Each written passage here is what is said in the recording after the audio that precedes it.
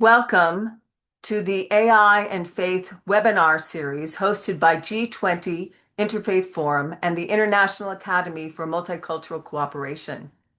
This is our final webinar in the series. We will end looking to the future of AI.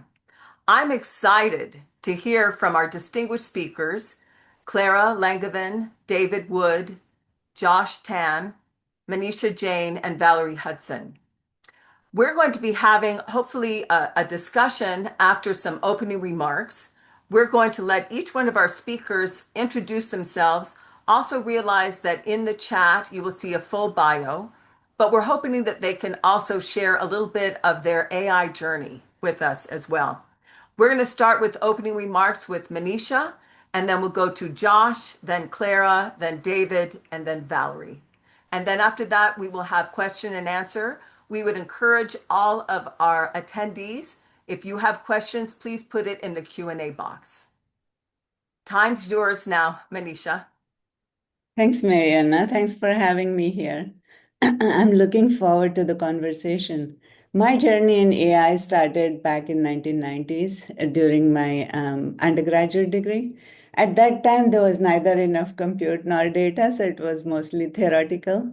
And as a practitioner, I have been doing this for last 10 years, doing Gmail Smart Reply, then Google Translate at Google, and then Meta and Microsoft. And I'm super excited about the potential as well as the gotchas of AI. So, looking forward to this conversation. I'll start with my opening note. Artificial intelligence is moving at a breathtaking speed. Like just between 2022 and 2024, we witnessed a massive leap in the intelligence. Breakthrough architectures like Transformer and Diffusion turned AI from simple text generation, just answering the question, to true multimodal systems, like capable of processing and generating text, high resolution images, speech, and videos seamlessly. And now, over the past year and a half, the focus has shifted to system orchestration and agentic reasoning. We are no longer just asking AI models to answer questions or generate images, but we are building intelligent environments capable of solving long running, multi step problems, executing autonomous workflows, and making real world decisions with minimal human intervention. AI is moving from being a tool we consult to an agent that acts. Every major technological leap in history has rewritten the way humanity lives and works. The Industrial Revolution scaled human muscle through mechanization. The railways opened up continents and reorganized global trade. Decades later, internet centralized information, placing the world's collective knowledge at our fingertips.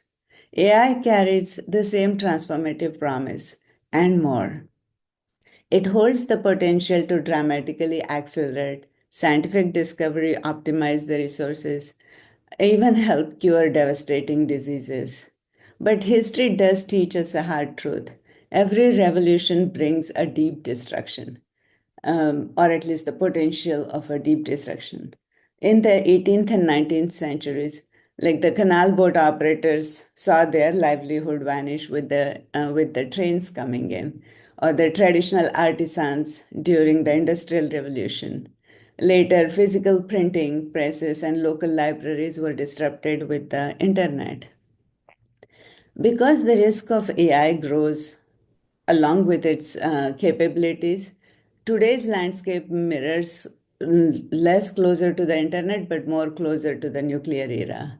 The nuclear technology promised unlimited clean power, but it also introduced the immediate threat of existential destruction. Yet humanity did not destroy itself. We survived because of international community chose to act. We established critical global guardrails like the Non-Proliferation Treaty, inspections, crisis communication hotlines, and so on. We managed to harness the benefits of nuclear power because we built the framework of oversight around it. As autonomous AI systems acquire high stakes operational control over our infrastructure, medicine, and security, we face the same choice. We need proactive international treaties, shared safety protocols, and binding global guardrails. And we need them kind of now. But protecting humanity's future requires ensuring that as our machines become more autonomous, our collective commitment to safety and ethics remain obsolete, absolute. Thank you Thank so you. much, Manisha. I do want to just make one comment before we go to Josh. Manisha has been a part of our G20 Interfaith Forum discussion for a couple of years now, and we have so appreciated her understanding, and especially when it comes to as a technologist, but also looking at policy as well. Josh, the time is now yours. Thanks so much, Mariana. Um, Hi, folks. So I'm Josh. I usually introduce myself as a mathematician slash computer scientist, though in reality, mostly I just write emails these days. Um, I am a CTO at a public-private organization called Current AI, which is a nonprofit slash public-private partnership that was launched at the Paris AI Action Summit by France and 10 other countries to build effectively public interest AI and public options for AI. As part of that, I help lead a grassroots movement called effectively the Movement for Public AI. In my fun 20% time, I help lead this new initiative at Stanford called Stanford AO, which is a kind of an incubator cross lab for autonomous organizations. And I'll talk a little bit about what the heck those things are. The I guess how I got into AI. I guess a long, long time ago. I was actually an art history major back in college. Kind of one of those things where you would try to do the exact opposite of the thing that your parents were doing slash wanted you to do, which was like computer science and engineering. And then somehow I ended up still doing a PhD in CS, and I was like, maybe genetics is destiny or something. Anyways, I kind of grew up more in the robotics side, actually. The So I cut my teeth, building little robots that would kind of like coordinate and move together. Ended up doing more on the theoretical machine learning side, and there's a whole long story of how the heck I did or did not really do institute theoretical machine learning. But for my sense of where the future is, I'll kind of share a few different perspectives. It's a little bit more off the cuff. So the most San Francisco thing I do, not just in the sense that it actually happens in San Francisco, but also it's kind of like representative of that perspective on, I suppose, reality, is this work around autonomous organizations. You can think of these things as, and people talk about them as zero-person companies. Maybe folks in the audience have heard about like one-person unicorns. Notionally, with the help of AI, somebody creates a billion-dollar startup or something like that. Now people in San Francisco are talking about zero-person unicorns. You don't even have to have the single person anymore. It's just like magically $1 billion shows up out of thin air. I think this is a little bit of a, you know, uh, red herring. I think actually what would be very cool, and you start already seeing, is maybe like 0% or no bakeries, for example, or restaurants with no managers, but just like owned or operated by the staff themselves, where a lot of the things that we think of as like standard, business logic can get automated, run, things that can get operationalized and automated by agents. We do a lot of work in Stanford AI with some of these folks that are trying to build very early versions of this. And to be quite clear, AIs are still quite bad at this. Turns out AIs are actually really, really nice bosses, and they give you all the raises that you ask for, which turns out not to be the best way of running a business, sadly. to my eyes. Um, wearing, popping on my other hat.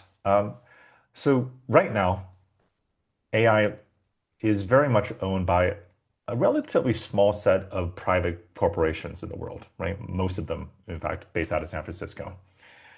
And I want you to imagine a world in which that is not the case, in which AI is a form of public infrastructure like highways or water or electricity or libraries or the internet itself. That's the idea of public AI. And it's something that a future, let's say, that I and many, many other people around the world have been working towards. And it's also, to be quite clear, a reality in many different places. In Switzerland, for example, where we do a lot of work with the Swiss National AI Initiative to build up and deploy a truly like public free national AI. You can see this actually happening. It's going to be released very soon. So near future, September/December, in South Korea, where the government there is releasing, I think it's called AI for All or Together. I can't remember the exact assemblage of words, but it's effectively a national OM that will be offered for free to every single person in the country. Crazy. And this kind of gives you a sense of like different options around the world as people are exploring this idea of like, how do I provision AI as a true public good that is truly accessible and available to everybody? In the US, I have conversations with folks at, let's just say, some leading AI labs. There's only really two, right, that we're thinking about here, for whom like nationalization of some sort is like almost an inevitability, meaning that you're going to have public AI very near you if you live in the States, depending on timelines. Let's see when that happens. There are public options that are coming out. And as there's more and more of this, I think, public AI, there's more opportunities and interesting experiments with new forms of AI governance to make it feel and make it true that AI truly belongs to and is available to everybody. One of the things we're actually doing in Switzerland, for example, is running a certain, we're calling the Swiss National AI Dialogue. And it's a way of connecting in real time your feedback to a live AI instance, the community scale AI instance, so that you can configure and change the way it behaves to reflect, your needs, your community's culture, values, language, once again, in real time. So this is just a small scale of different things that are, I hope, and I'll say I expect, we'll see hopefully in the near future. Well, Joshua, we've got to talk sometime about art history. I was also an art history major until my parents said you got to find a different major. So we'll have to talk art history sometime. I It's the was also economy. at the Geneva discussion, the first global dialogue that they had in Geneva just a couple of months ago, and everything was about open source. You know what I'm saying? When they were talking about internationally, what's going to happen, what's the future. So, I think some of the things that you're talking about will be really interesting to follow in terms of what's happening with open source AI. So thank you. Let's go to Clara. Hi, everyone. Well, first of all, thank you, Dr. Richardson and Stewart, for inviting me today. I'm really excited for our conversation. I think we have some really great prompts to think about today. I'm Clara Langevin. I'm a senior manager for AI policy at the Federation of American Scientists. For those who are maybe not familiar with our nonprofit, we were founded 80 years ago by Manhattan Project scientists that were concerned about the existential risk posed by nuclear weapons. In the past 80 years, we've grown to expand to other science and technology policy areas, including AI, but also climate and the environment, clean energy, government capacity, and we still have a very well and thriving nuclear information project. We try to focus on specific concrete policy ideas. So yes, things like artificial intelligence are moving quickly. We have new capabilities arriving almost every month, but our organization, and particularly in my work, we try to think critically about what types of policy levers exist, how can they be harnessed, and what are some of the policy windows that we can ensure that even if there is some political stalemate, we can still ensure that there's something being done so that we have a future that's brighter and better and can really harness the good parts of this technology while mitigating the risks. I maybe have not been working in AI policy as long as Manisha, but I have been in this area since before the advent of ChatGPT. I started with I've been working in tech policy for around 12 years. In graduate school, I made the jump to AI policy.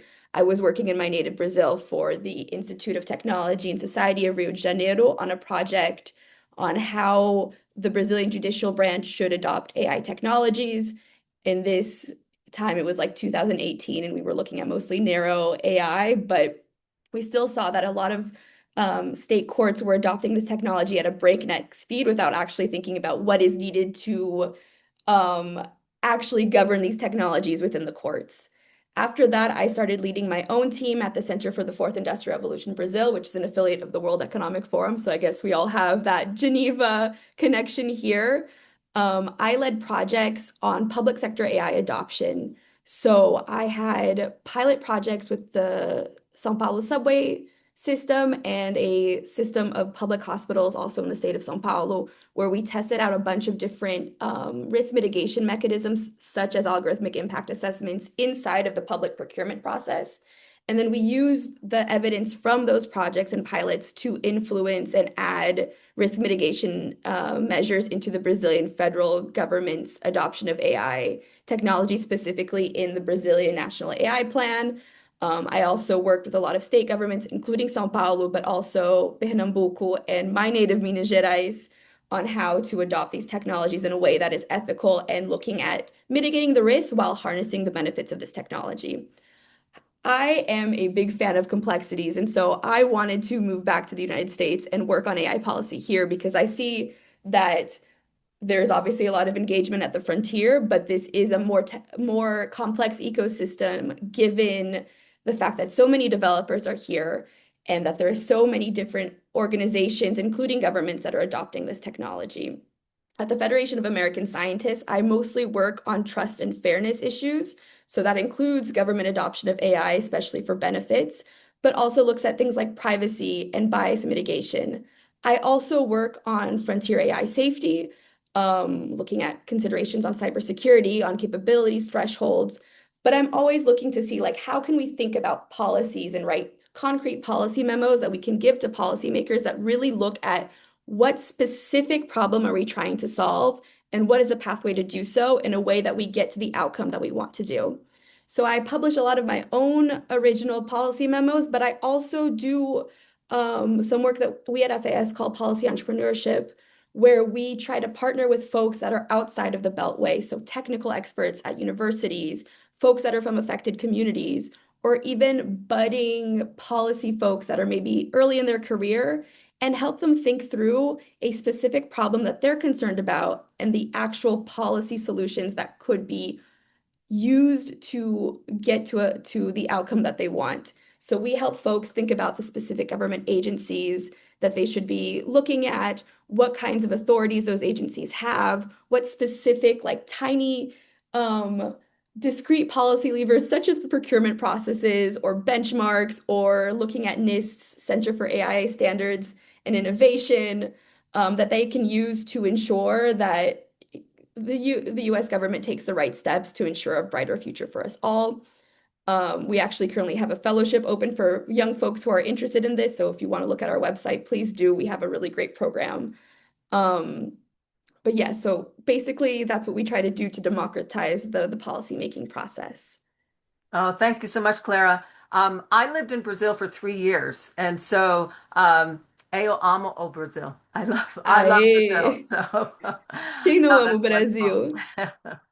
Brasil? Okay, David. Thank you. Grateful to be here. My name is David Wood, and I've got funny little light coming on my face. Apologize for that. Um, I did not expect two people before me to mention nuclear energy, and I'm going to talk a little bit about the same thing by way of getting started. But I'm the newest to the AI world. about 2 weeks after ChatGPT came out, I was in the hallway at BYU and someone said, "Have you heard about this chat thingy?" And I'm like, "No, what are you talking about?" So students have started using this ChatGPT thing. And I went back to my office and started playing with it. And I was like, "Oh my goodness." I put in I wish I know what the first thing I put in, but I put in something. And then shortly thereafter, I was like, I want to see how well it does on my exams. So I started dropping exam questions in. It got the first two right and the third one right. Then it missed one. I thought, I have to study this. So we got 300 faculty from across the world to put in 28,000 questions. And this is back when, you could only put in like 5 questions and then it timed out and you had to wait for, 4 more hours. But ever since then, it's just been fascinating to think there is a brand new technology with incredible power. How am I going to use this? And since this is an interfaith group, I thought I would just start with just a quote from one of my faith leaders. This is where we get back to that nuclear time. So this was the late 60s when nuclear energy was all the discussion. And he said, quote, "Discoveries latent with such potent power, either for the blessing or the destruction of human beings, as to make men's responsibility in controlling them the most gigantic ever placed in human hands. This age is fraught with limitless perils as well as untold possibilities." End quote. And that was recently reiterated in the last year or two by another one of our faith leaders talking about the AI era. And I thought there's three really interesting pieces in there. First, the idea of limitless perils. When you go see the news, there are all these discussions around how AI is going to destroy everything from either the environment to learning to jobs to all of these things. Then the second point is untold possibilities. I don't know if those receive always the same um, airtime as the negatives. It seems to be like we like more negative news when we see it, but those are equally as possible. The things that are going to be discovered and invented. And then the final third piece I really liked from that quote is it's men's responsibility.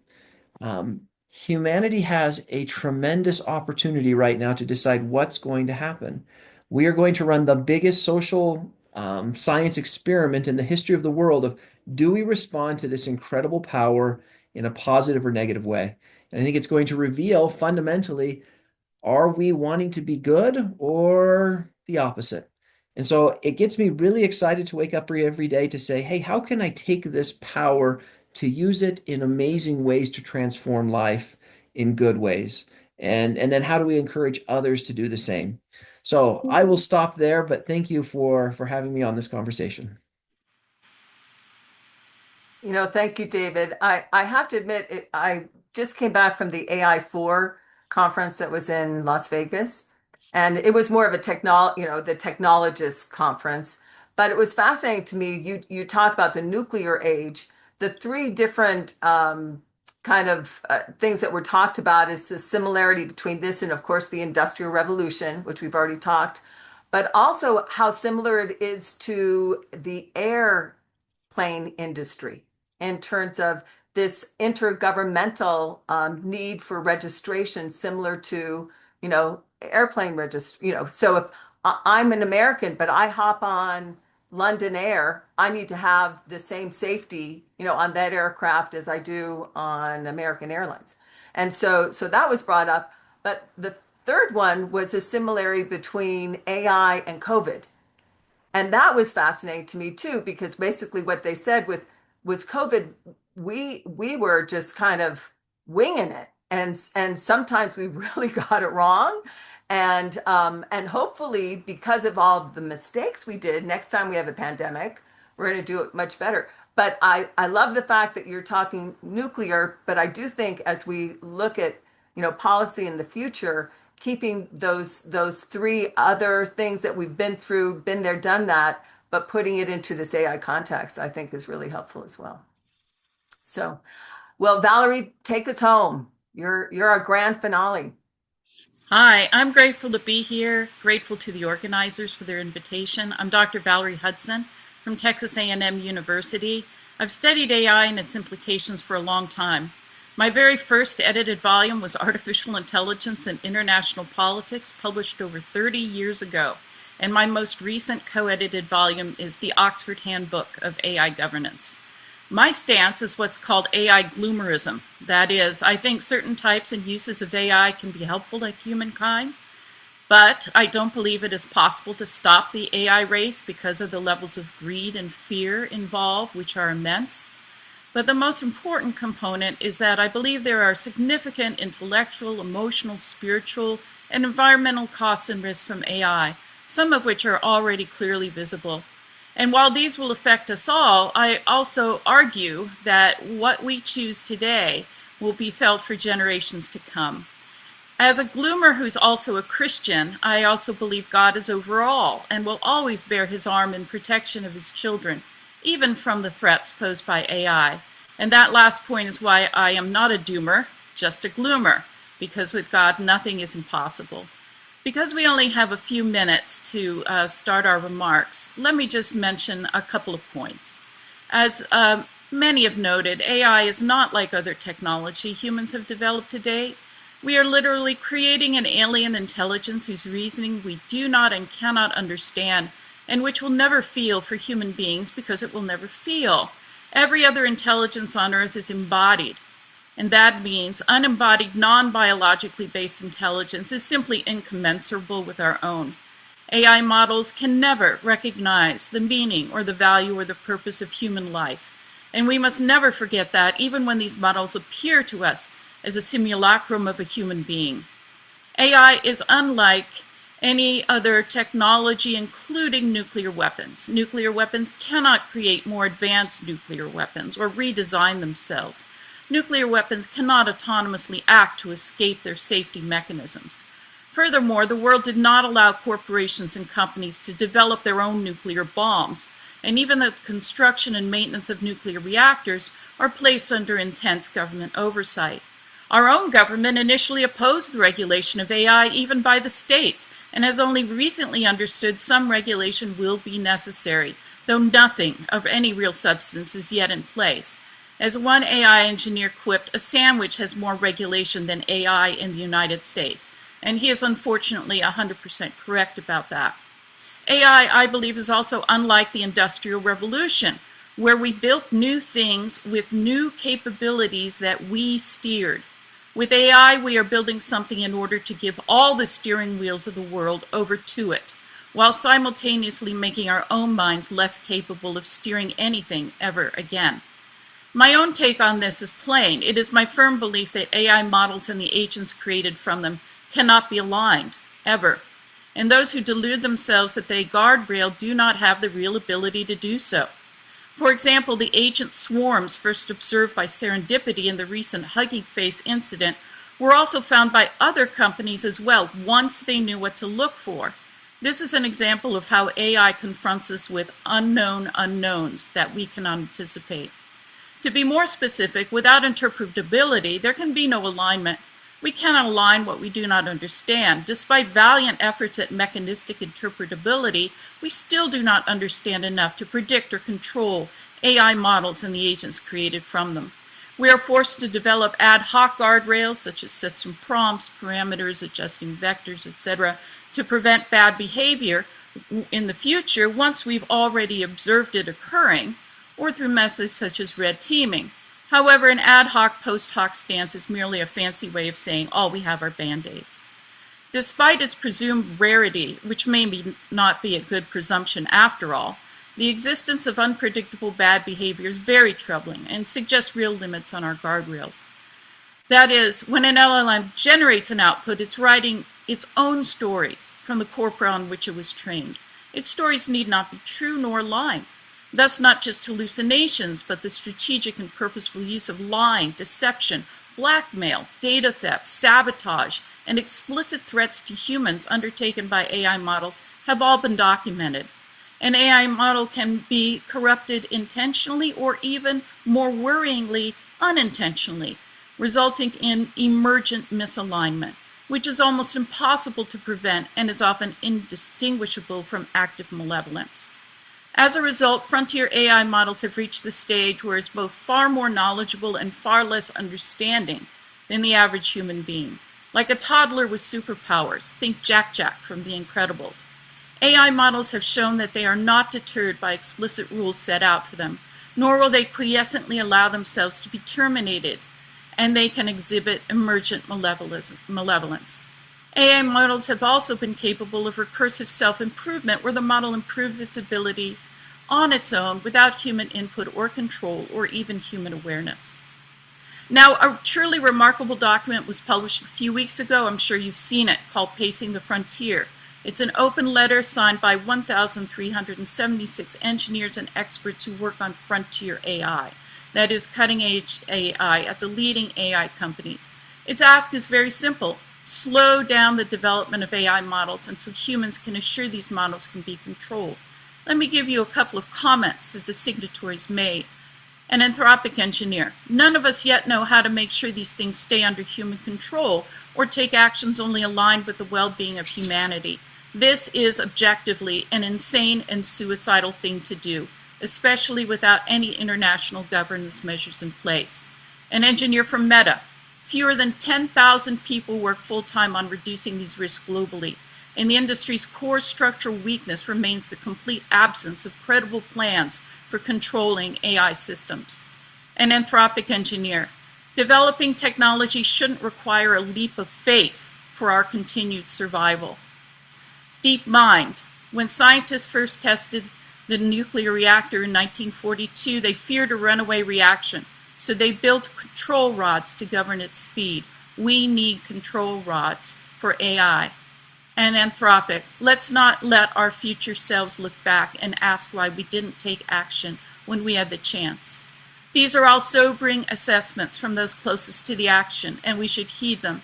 The comment that lingers most in my mind is one by Ali Eagle of Anthropic: think of all we love. Just so.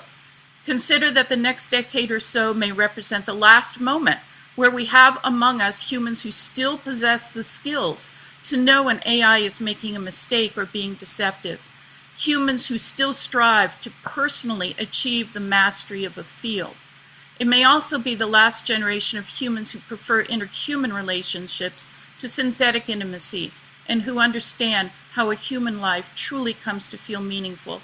In a sense, the greatest generation of the World War II era has nothing on this last generation, during this final moment in history where mankind was master of its fate.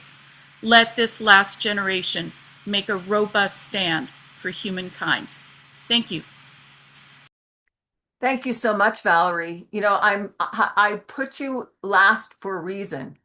I've read a lot of what you've written. I've heard you speak multiple times previously, and I think it's important for us to have all these viewpoints as we look at the future of AI. That we have on this wonderful panel technologists, we have people that are using it, we have AI policy people, and this just makes me excited to hear this discussion as we move forward. I was recently just 2 weeks ago, I was at a conference where George Hinton and Feifei Li were both talking to each other. And it was fascinating to me to see how the two of them were talking about the future of AI. George Hinton was very much saying, look, this could be the destruction of our society, where Feifei Li was very much on the other side saying, no, it's a tool. It's something that we can use as a tool for good if we're willing to. And so I think we've heard some of those same kind of tensions here in terms of what is the future of AI? What are we talking about in terms of what we can look at in terms of the future? I wanted to start with Manisha, since you started us off. What do you think is the most important capability that AI should never be allowed to develop? So, and who should decide that boundary? As we look forward to, all these capabilities, where do we draw the line and say, nope, it should never go that far? Um, I don't know about the capability part, but I do want to have like targets or the use cases that shouldn't be handled by AI. So one of the things is when it comes to children, or any vulnerable community that's not fully that, like, they cannot decipher things yet. I think it's important to be on the extremely cautious side of how fast we roll out the technology, or how do they use it, what are the time limits and such thing. The second area is when it's the destructive decision making. So right now, drones are one of the war technologies. And once you make them self-deciding drones as well, you kind of gave up a little bit too much in my mind. So it's like there are areas where it's really important to be cautious as opposed to cutting edge. And then there are areas that don't matter that much. So there you can be innovating and growing the technology that way. Now, I would also love to hear your thoughts on some of the things that Valerie said. Do you have any thoughts and feelings? I know you, like Valerie, have been involved in this for decades. What are your thoughts? Yeah, no, I totally agree with what she said. And like going back to no matter how much you think you would have this under control, you can only have it under control as long as you understand it. But once it understands more than you, then you lose the ability to say whether this was right or wrong. Like it's like me reading a medicine book. I'm not going to know whether what it's saying is right or wrong, but if it has hallucinated, I'm going to blindly trust it. And it's generally it's 3 to 4 generations, and they'll lose the ability to actually figure out whether some answer was right or wrong. Josh, I wanted to turn it over to you a little bit too. I have a question about should AI development be treated as a public good? I mean, I know that's kind of where your space is, or a strategic asset, or a global risk. Going to some of the comments that Valerie said. What is your thought? Because I know very much you're into the open source platform, and so turning it over to you. Yeah, of course. So I think like maybe a good way of thinking about this is I'm obviously pro AI as a public good. But public AI, as we've sort of like envisioned it, and that it's some in many ways carried out, is a kind of like a third way between what we think of as like private initiatives operated by, you know, opaque, you know, private labs and a fully open source version in which, let's say, there are Fable class or next generation models that just get released out there, right? It seems like the operational analogy for AI in this conversation is nuclear weapons. So maybe we don't want everybody to have a nuclear weapon, is the idea, right? You can do that without accepting that, you know, one or two or three, corporations in San Francisco and Shenzhen are going to, offer this and deploy it and charge you for the benefit of this, let's face it, incredibly useful technology. So the point is, I think you can have a public good without, while ameliorating those safety concerns that Valerie and Manisha kind of brought up. Does that answer your question, Ariana? I do have a question because you're there in Zurich and you're dealing on an international scale. And like I said, I've been to two different UN meetings about AI. One was an open source AI meeting at the New York UN, and then this other one that was more of a global dialogue. Both of those, it was interesting, this whole thought of international regulation. Is that even possible? I mean, we have Oh, done it in other areas, but do you see that as, I know Valerie's saying no way. I'd love your thoughts, and then Valerie, I'd love your thoughts too. yeah, And I see Clara Valerie too, shaking because her I know head. you work in that space as well. Yeah, to be quite honest, I also am relatively skeptical of this. Um, I think there is reasonable collaboration between specific countries. Do I think like China and the US are going to sign a big AI deal tomorrow to, hit the pause button and invest 10 to 100x more in AI safety? I highly doubt that. Um, and I mean, it's not saying it's impossible, but I suspect we're going to hit not one, not two, but probably like a bunch of different crises before we get to that state, right? Um, Do I think that there is still room for international collaboration of various sorts? Absolutely. Um, but the reality of AI these days is that, it's very like everybody's trying to do it. There are different leaders. I think the global incentives and the structure of the global market do not lend themselves to that level of, what we're talking about, global regulation. I think there's global industrial policy that's happening in many ways. And there's kind of multilateral industrial policy happening in a lot of, and this is like the stuff I kind of work with, especially with many kind of middle power countries. And that is very effective and, just happening, right? But yeah, the regulation is a little bit more. Yeah, no, I was impressed with Estonia. They did a really interesting presentation on what they're doing their own LLM, in their own language, and what they're accomplishing in terms of for government use. It was very impressive. Valerie, I know Yeah. you were shaking your head. No, oh, go ahead. Just one really quick thing. Gosh. Actually, I'll just say one thing I do think actually could.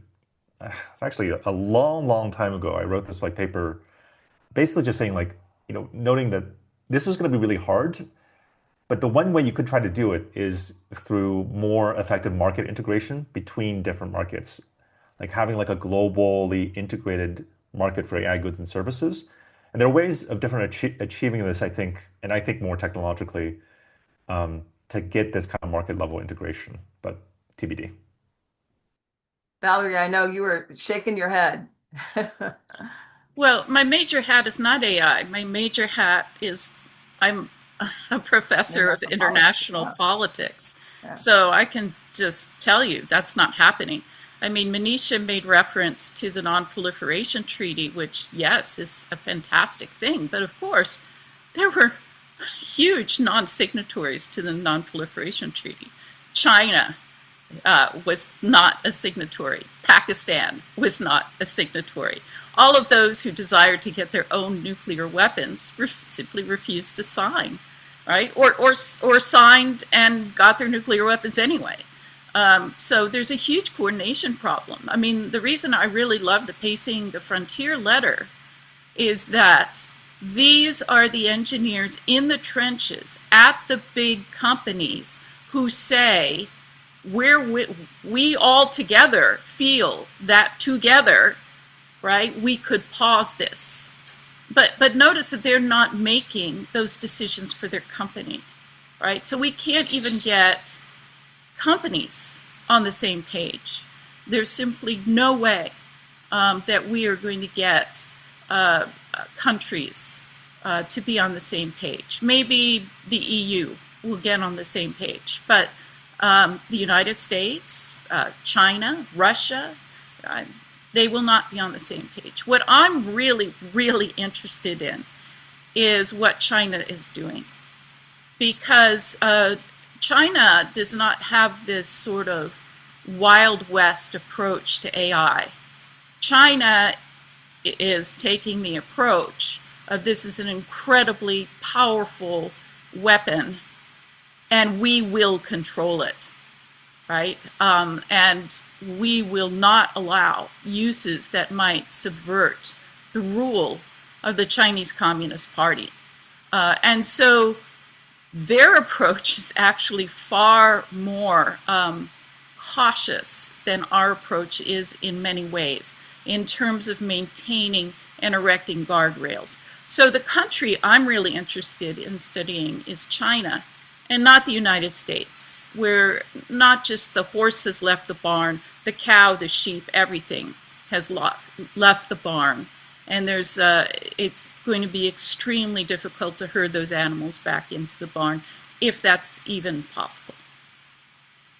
No, I think it's interesting. I was talking to the person that's over AI for the whole African Union. And I was talking to him about, so what is Africa doing? And of course, their main concern is they don't have the infrastructure for AI. But he said China is coming into the African Union and saying, we'll help you with the infrastructure and help you with the open source. And he said it's China that's enabling them to go into the, AI age. not the United States. The United States has not been very helpful for them. So, and I said, well, how are you feeling about that? And he said, I can't have any feelings because we need this. And they're the only ones that are giving it to us. So we don't have a choice. And I thought it was, interesting talking to him. Clara, I would love to hear your thoughts on some of this policy because I know you do it internationally, but also for the United States as well. Yes, I've actually been thinking about this for a while. Not with my FAS hat, but more of like a personal hat of like a citizen of the global South. Um, it feels like we are in a rock and a hard place with obviously the development of frontier models being between the US and China and maybe something going on in the European Union, especially um, in France. But what is our position as countries that you import these technologies that don't have the capacity or the compute to develop frontier models on our own?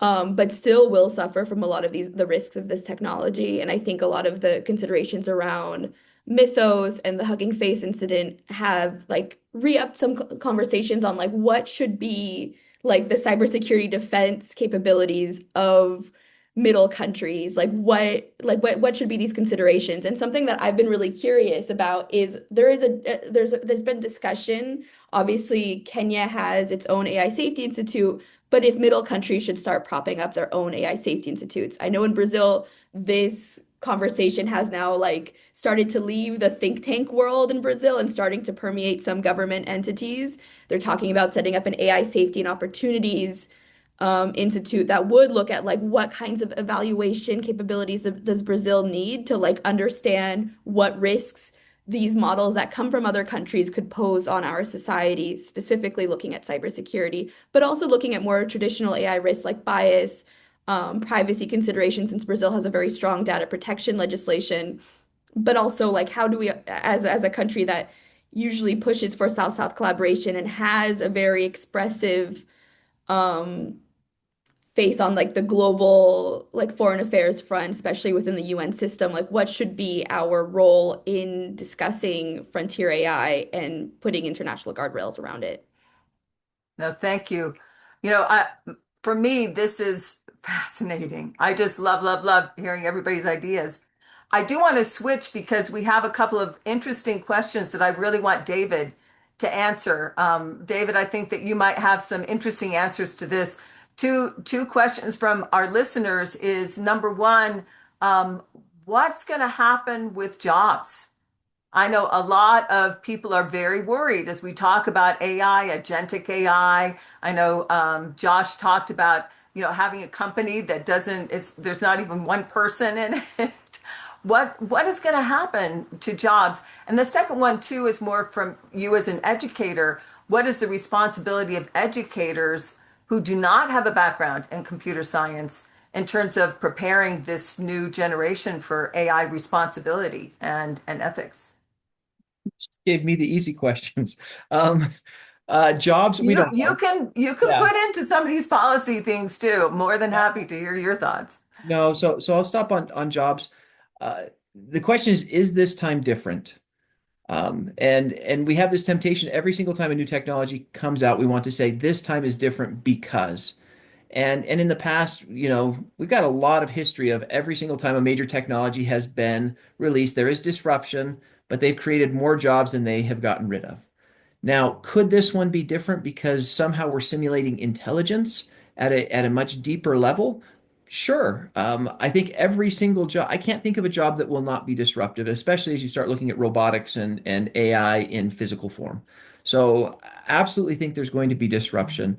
How much I currently don't see, or I think it's going to take longer than people think that, all of accounting is gone, all of finance is gone. Um, and it's not a technology question, it's a human question. It takes time for humans to adapt and change. Even if the AI can change, currently corporations are not operating at the frontier just because it's too hard to move 400,000 people and change your organization that quickly. Now, to Josh's point, we could have some very small companies start up and get immense amounts of power very quickly. Fully appreciate and expect that to happen. So there's a few thoughts on that, but let me go to the education one. Education is a fascinating one because we're seeing research on both sides. And it's a polarizing issue because oftentimes people just look at one side or the other. They look and say, hey, this is actually going to destroy our learning and things like that.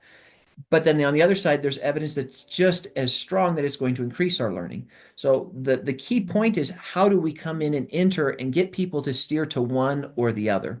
And we haven't got that nuance yet in our conversations. It's AI good, AI bad. And that's not true for an education perspective. There's ways that it can dramatically enhance learning and ways that it can kill it. I'll give you one example. We know people learn a lot from teaching others. So with my lab, we developed a way for students to go in rather than just read a chapter and take a quiz. They have to teach an AI we trained to know nothing to pass the quiz. Okay, so you just take that step, a slightly different approach. The students, after 2 weeks, remembered it was a 50% increase in knowledge retention because they were teaching. That wasn't possible before in the same ways. So there are ways to make these things absolutely successful for lots of groups if we choose to do it that way. And we need to start getting into that conversation of, okay, this is here, it's real. You can't just ban it and ignore it. How do we now embrace this in a way that's going to be for positives and not negatives? Thank you. I do think that this balance is also an opportunity for the human race in general to show that we can be good. I think that as we look to the future, I really do think people are basically good and want, human future to be a positive place for the rising generation. I mean, maybe I'm being too rose-colored glasses, probably am, but So um, far in history, a lot of people have made predictions that human race is going to destroy themselves over time, and none of them have been right. Um, is this time different? I don't know. Nobody knows, but we sure hope not. We sure hope that the good of humankind can come out and win out. So I do have one more question for each of you quickly. We're coming to the end, but Manisha, you talked about children, students, and vulnerable populations. So what ethical principles should guide the design of AI to be able to think about, children and the most vulnerable? Um, I think how we roll out, and it's a responsibility on the companies, that who are their target users. Um, uh, just because you can get some of the early foundational model ones, they went after whoever they can find, and kids didn't know any better, so they fell prey for it. And there have been examples. So rolling it out responsibly, um, it's something that should be expected out of every company, be it a startup or one of the larger ones. Do you And believe that banning it? I mean, you look at these countries now that are banning social media under 16. Do you think we're going to come to a place where we say we're going to ban AI for children under 16 similarly? Or I do you think think that's banning would definitely be more good than bad, but also not complete banning. So if they have been interacting with for 15 minutes, that's very different from they have been in the room with this thing for two hours by themselves, and parents don't even know what conversation they had. Like they were not given any summary. If this was a proper learning kind of a curriculum, parents would have gotten a summary report that this is what they studied, this is what they did. There is no oversight, no nothing. It's just giving a kid a very powerful tool, and saying, go use it, giving them the most powerful drill or a sawmill or something and saying, go use it. No, it doesn't. Like that doesn't make sense. And so being thoughtful about it. I did have one more thought about one of the earlier PowerPoint. I do think destruction, what will get destroyed, generally is easy to envision because it's right now that's going, versus what will get created. It's very hard because you have no idea what that's going to be. Only the younger generation that grew up with that thing as a in their hand already can imagine those things. And so I think I wonder if jobs is the thing of 50 years from now? Or how are we getting fulfillment or sense of accomplishing something is different?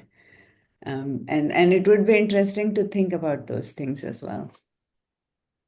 I'm going to go to Josh quickly. Josh, kind of going off what Manisha said, what do you think when you talk about AI in the future? What do you see if it truly was a public? You talked about it just being ubiquitous. Everybody would have it. Everybody would have an opportunity to use it.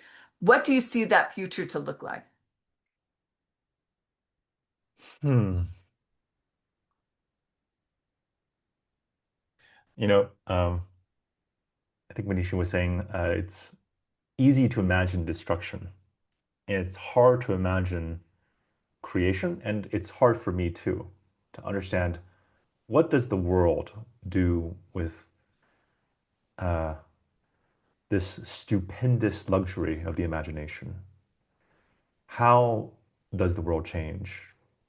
How does the economy change? The jobs change? Do we still have jobs? I don't know. Um, I guess I am by nature more of an optimist. I think we'll figure it out, and that there are some pretty surprising and I think fun things waiting in the future with AI and with all the other technologies that are making progress over the next several years. I love that. I love being an optimist too.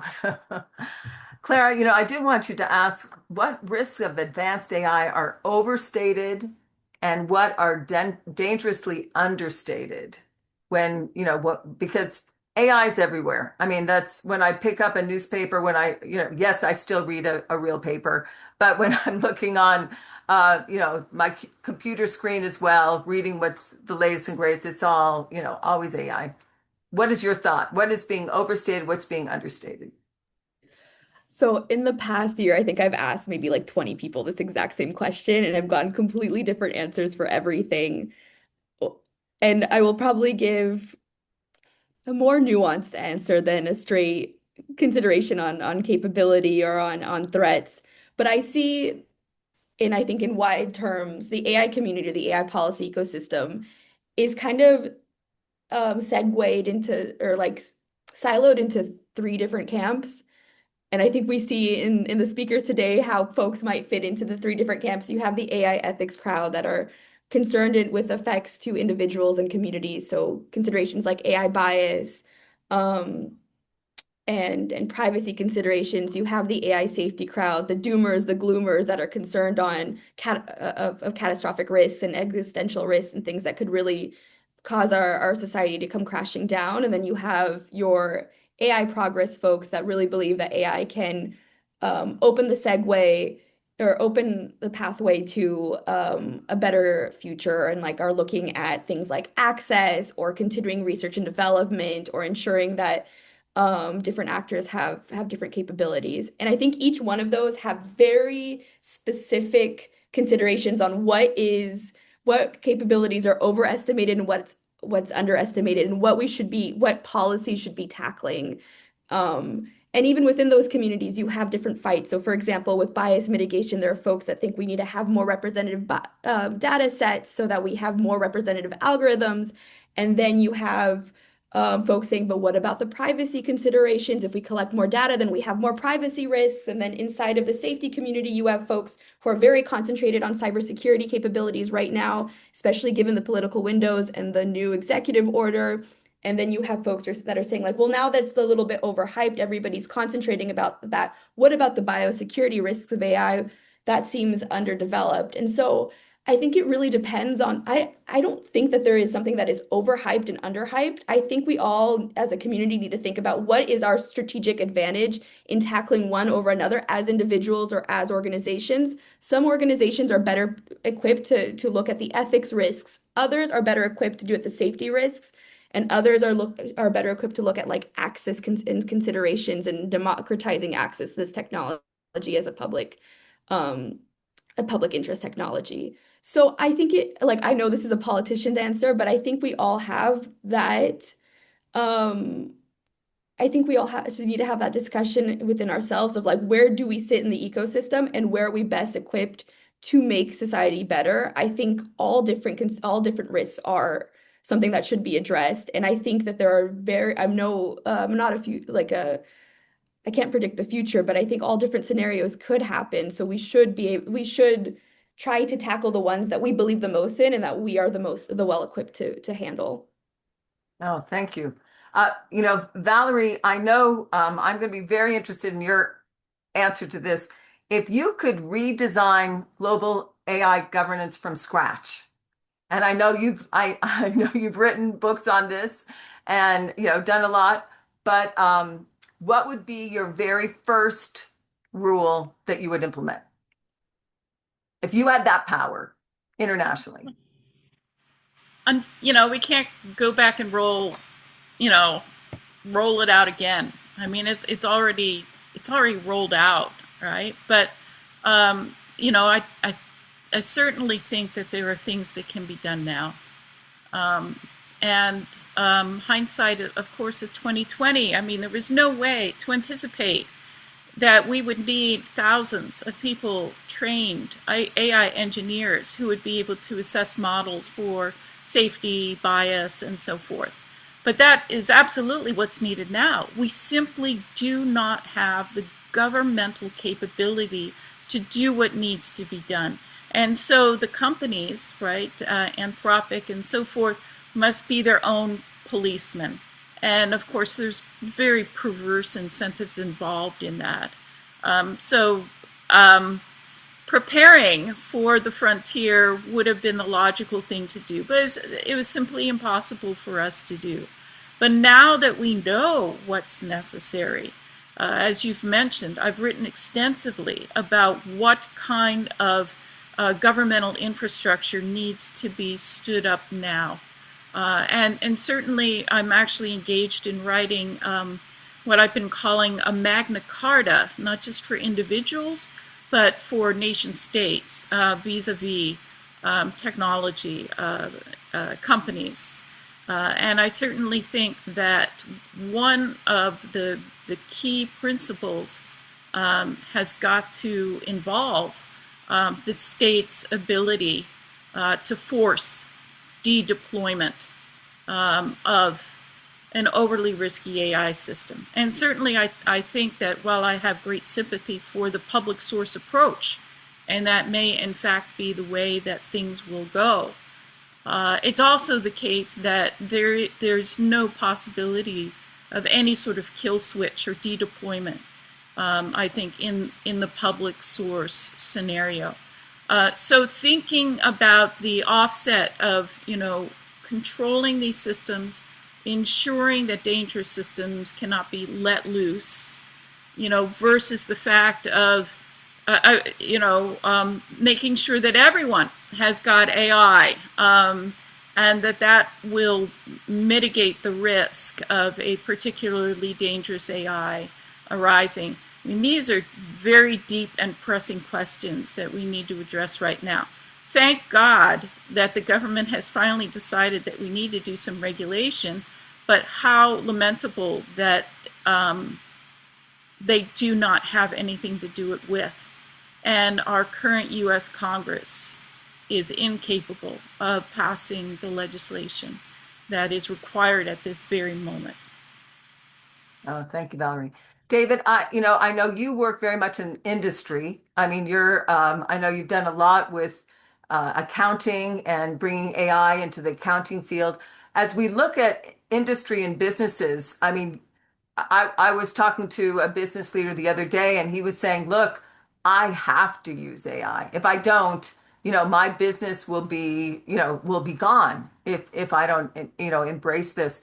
What is your thought as you look at industry and businesses? Because I know that's kind of your thing in terms of AI. Do you see this as a future that it's just going to get bigger and bigger, bigger, or are we going to be curtailing how much agentic AI takes over businesses? What are your thoughts?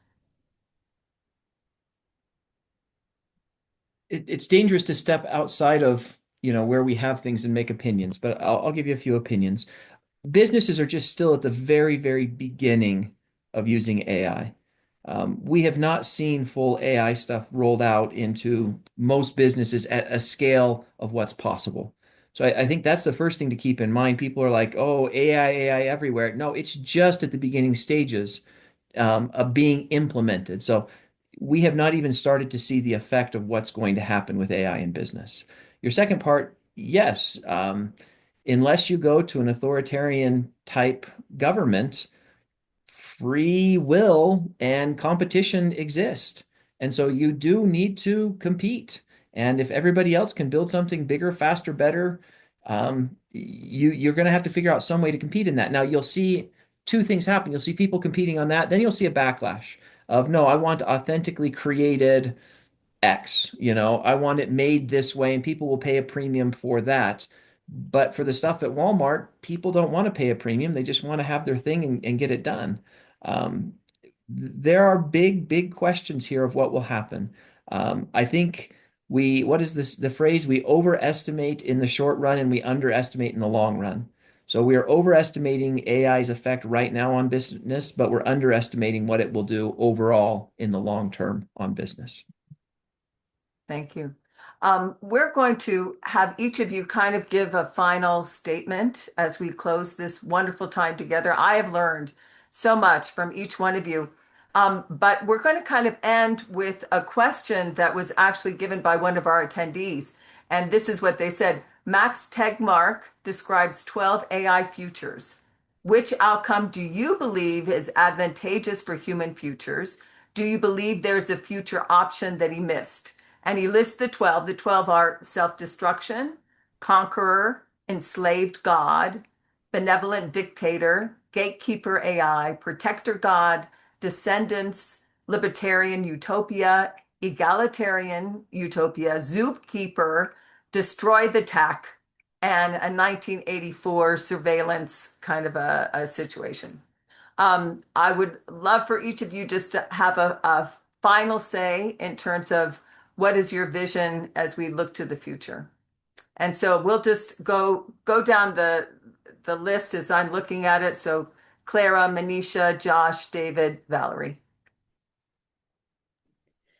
I think that's a good question. As I mentioned before, I'm not in the AI forecasting business, so I cannot say with any certainty. But I think something that is missing, which from this list is Sayesh Kapoor and Arvind's book or the report on AI as a normal technology that talks about how AI will be adopted in a jagged manner, that there will be some folks that benefit so much and some folks that benefit not so much. And so I think that is something to think about how the inequities that AI will consider that maybe isn't captured by this list of even if it doesn't become artificial superintelligence or artificial general intelligence, this is still going to create issues with inequities within our society, be it folks within a country like the haves, the billionaire class, and those who aren't, or between the United States and China and those countries that are not actively developing frontier AI.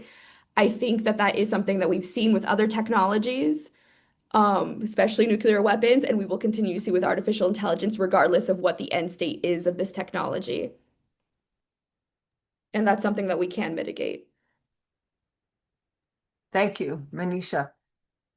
So I see it along the lines of similar to what Clara was saying, maybe closer to a public good or libertarian utopia in a way, where I think if we just start with see this as a tool as opposed to something that's will destroy us, and then start thinking about what are the gaps in our own life in a society, and how can this tool be useful there.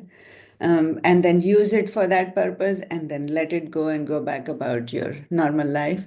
That's a future I think would be very productive. It will benefit from the benefit of this technology and keep us away from the harms. Wonderful. Josh. I'll keep mine short. I have no idea what Max is talking about for most of these things. AI futures.